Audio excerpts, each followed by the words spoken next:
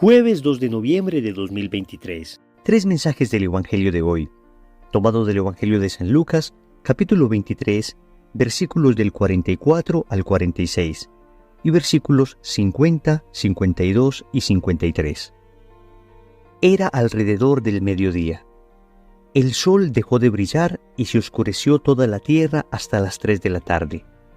El velo del templo se rasgó por medio, y Jesús, con voz potente, dijo: Padre, en tus manos encomiendo mi espíritu. Y dicho esto, expiró. Llegó entonces un miembro del Sanedrín llamado José, hombre recto y justo, y fue a ver a Pilato para pedirle el cuerpo de Jesús.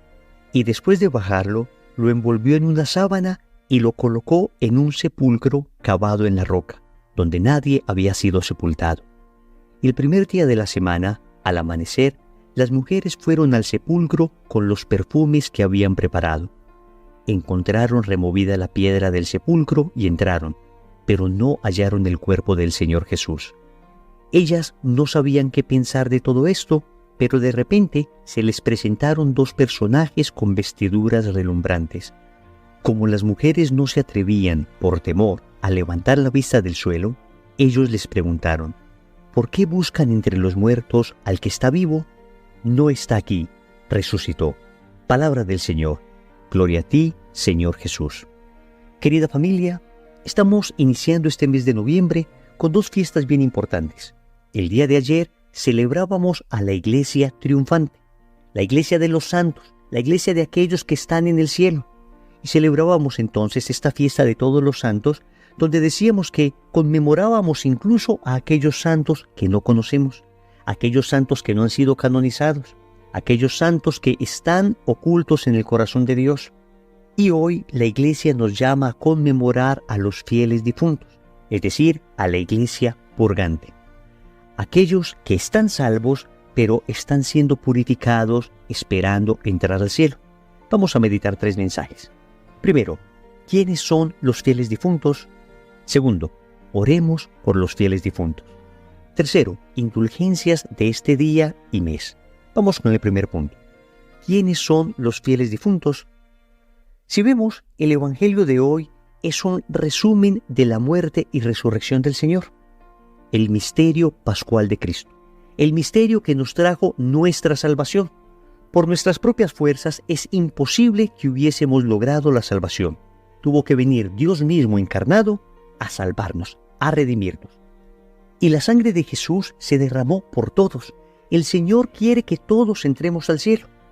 Sin embargo, sabemos que también nos dio libertad, y en esa libertad podemos rechazar definitivamente la salvación. Es por eso que después de nuestra muerte solo existen dos opciones: salvación o condenación. Sin embargo, aquellas personas que esperamos salvarnos por los méritos de Cristo y por una fe que se hace caridad, probablemente necesitemos purificarnos antes de entrar definitivamente al cielo. El Catecismo nos dice lo siguiente en el numeral 1030.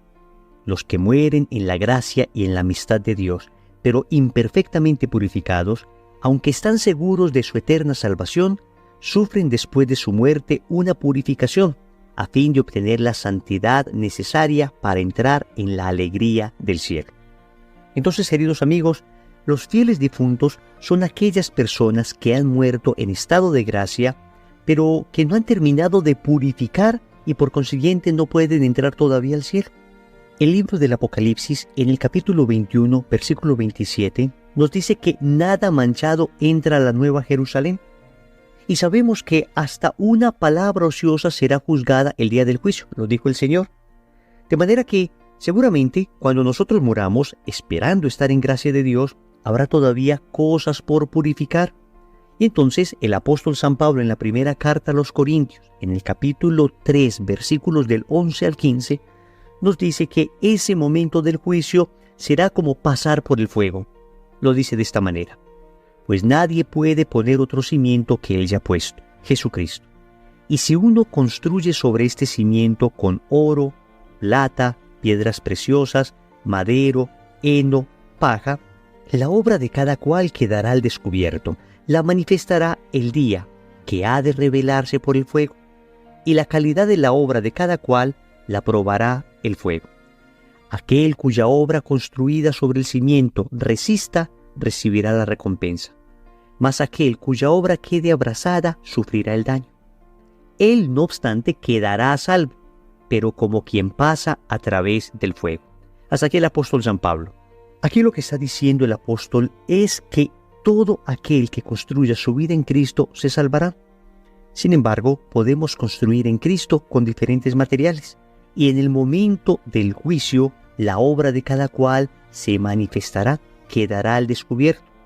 Y aquellos que hayan construido sobre Cristo, pero digamos no tengan una vida cristiana suficientemente pura, entonces tendrá que pasar por un fuego purificador. Eso es lo que se conoce con el nombre de purgatorio. Purgatorio. Ahí están los fieles difuntos. Esto significa que ellos ya están salvos aunque todavía no hayan llegado al cielo. No hay manera de que una persona que esté en el purgatorio se condene. Oramos por ellos para que rápidamente purifiquen y puedan ir al cielo. Así como tampoco hay manera que una persona que se ha condenado para siempre se salve por nuestras plegarias. La pregunta es entonces, ¿por qué seguimos orando por algunos que podemos pensar se condenaron? Amigos, porque nadie, absolutamente nadie, sabe si alguien se condenó. Oramos pidiéndole al Señor por la salvación de esas personas, y si es que en el caso hipotético esta persona se condenó, obviamente las oraciones que nosotros hacemos serán llevadas por Dios a un alma del purgatorio que lo necesite. Segundo, oremos por los fieles difuntos. Muy unidos al punto anterior y siguiendo en la línea de la meditación respecto a esta celebración litúrgica, debemos reafirmar la necesidad de orar por los fieles difuntos. Es una obra de misericordia. Recordemos que existen obras de misericordia corporales y obras de misericordia espirituales. Y una de las obras de misericordia espirituales es orar por vivos y difuntos. Cuando hablamos de orar por difuntos, nos referimos precisamente a eso, a orar por los hermanos que han muerto y pueden estar purificándose en el purgatorio. A este propósito, en el segundo libro de los Macabeos, en el capítulo 12, versículo 42, se nos narra cómo unos judíos mueren en una batalla defendiendo al Señor, pero cuando Judas Macabeo se acerca a estos judíos muertos, se da cuenta que tenían dentro de sus ropas cosas consagradas a los ídolos de Yamnia. Entonces, estas personas estaban luchando por Dios y sin embargo habían caído en una especie de idolatría. Lo que hace Judas Macabeo es lo siguiente: y rezaron al Señor para que perdonara totalmente ese pecado a sus compañeros muertos. Más adelante dice que efectuó entre sus soldados una colecta y entonces envió hasta 2,000 monedas de plata a Jerusalén a fin de que allí se ofreciera un sacrificio por el pecado. Hasta aquí el libro de los Macabeos. Ven, en el Antiguo Testamento está ya la idea clara de una purificación después de la muerte. Incluso todavía hoy los judíos ortodoxos, cuando muere una persona, hacen una oración que se llama el Kadash, que durante 11 meses se eleva a Dios pidiendo precisamente por esa persona que ha muerto. No digo que ellos tengan una doctrina como el purgatorio, pero sí hay una clara idea de una purificación después de la muerte. Entonces tú y yo debemos, como obra de misericordia y como petición de la Iglesia, orar por los fieles difuntos, suplicar por ellos, pedir al Señor especialmente por aquellos de nuestra familia. Y desafortunadamente hoy, en una sociedad tan secularizada, en una sociedad que piensa tan poco en la muerte, es bastante común encontrar familias que llevan años sin orar por sus fieles difuntos, sin encomendarlos en el Santo Rosario, sin pedir en las Eucaristías que oren por ellos, sin ofrecer sacrificios por su eterna salvación. Es una lástima, porque sabemos que los fieles difuntos no pueden orar por ellos mismos en el purgatorio. Dependen de nuestras oraciones y de nuestras plegarias. De manera que es una tremenda obra de misericordia hacerlo. Y seguramente algún día nuestra misma familia lo hará por nosotros. Ciertamente queremos llegar al cielo directamente. Queremos morir de tal manera purificados que entremos directamente al cielo. Esa es la esperanza. Sin embargo, a decir verdad, en ocasiones nos falta tanto desprendimiento. A pesar de que estamos en gracia de Dios, seguimos tan apegados a tantas cosas del mundo, tan apegados a tantas cosas terrenales, que seguramente tendremos muchas cosas que purificar. Y en ese orden de ideas es importante entender que el sufrimiento de muchas personas antes de morir, cuando se vive en gracia de Dios y ofrecido, unido a Cristo, ese sufrimiento es capaz de purificar aquí en la tierra lo que de otra manera tendría esa persona que purificar en el purgatorio. Esto obviamente sin llegar a un encarnizamiento terapéutico, sin llegar al extremo de decir que la persona debe sufrir para que se purifique. No, nos referimos a los sufrimientos naturales, a los sufrimientos de una persona a la que se le están aplicando sus cuidados paliativos, que se está acompañando y que a pesar de todo esto sigue sufriendo. Estos sufrimientos, incluso los de la familia, sirven para reparar los pecados de esta persona que está a punto de encontrarse ante Dios. De manera que, amigos, esto requiere una visión sobrenatural de la realidad, y una fiesta litúrgica como la de hoy nos recuerda todas estas maravillosas realidades espirituales. Tercero, indulgencias de este día y mes. Existe un tesoro preciosísimo que se llaman las indulgencias, y les explico brevemente en qué consiste. Cuando nosotros pecamos, existe como dos consecuencias de este pecado: la culpa y la pena. Podríamos decir que nuestra alma es semejante a una pared blanca cuando está en estado de gracia. Cuando pecamos, es como si esa pared fuera perforada por un clavo. Vamos y nos confesamos, y el sacerdote arranca ese clavo, y sin embargo en la pared queda el orificio, el agujero. Entonces podríamos decir que el clavo arrancado es lo que se nos borra en el momento de la confesión, es lo que se conoce como la culpa del pecado. Sin embargo, la pena es ese orificio, ese agujero que quedó en la pared. Y esto se repara a través de la oración, a través de la mortificación, a través de la penitencia que pone el sacerdote, pero fundamentalmente a través de las indulgencias. Entonces, Dios, que le ha dado a la Iglesia el poder de atar y desatar en cabeza del Santo Padre, con esto le ha dado también el poder de derramar los méritos sobreabundantes de Cristo sobre aquellas personas que están llenas todavía de penas, aunque ya hayan sido purificadas de sus culpas. Y eso es lo que se conoce como la indulgencia. Es un derrame de la gracia de Cristo administrada por la Iglesia para que esas penas merecidas por nuestro pecado sean purificadas aquí y no en el purgatorio. Para ello se requieren básicamente 5 condiciones. La primera, estar en gracia de Dios, es decir, la confesión. La segunda, la comunión. La tercera, orar por el Santo Padre.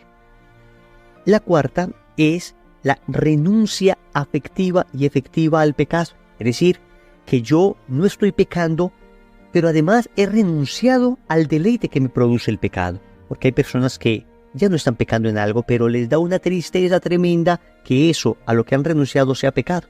Significa que aunque efectivamente no están pecando, afectivamente siguen adheridos a ese pecado.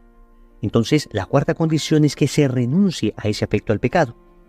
Y la quinta condición es que se realice una obra que está enriquecida con indulgencias. Y precisamente hoy la Iglesia nos llama a hacer una serie de obras, de acciones que están enriquecidas con indulgencias, para aplicarla o a nosotros o a las almas del purgatorio, a los fieles difuntos. Y si nosotros aplicamos esta indulgencia a los fieles difuntos, le estamos pidiendo al Señor que esa persona salga del purgatorio en este momento. Miren el tesoro tan grande que tenemos. Pero este mes además podemos ganar las indulgencias de una manera del todo particular, especialmente de 2 formas. En primer lugar, hoy, 2 de noviembre, podemos ir a un oratorio o a una iglesia, orar un Padre Nuestro y un credo, adicional a todas las anteriores condiciones, y ofrecer esto por las ánimas del purgatorio. Así estaremos ganando una indulgencia plenaria aplicada al alma del purgatorio de ese familiar por quien estamos rezando. Pero además, los primeros 8 días del mes de noviembre, si se visita un cementerio y se ora por los fieles difuntos, también se puede ganar indulgencia plenaria. Amigos, no perdamos la fe. No dejemos de mirar esto con asombro y con alegría. Para creer en esto se requiere fe y entender que las palabras de Cristo se cumplen. Lo que ates en la tierra quedará atado en el cielo. Oremos. Amado Señor, hoy nos das un regalo. Nos ayudas a pensar en la eternidad y nos ayudas a pensar en aquellos amigos nuestros, aquellos hermanos que ya se han ido, que pueden estar en ese momento purificándose.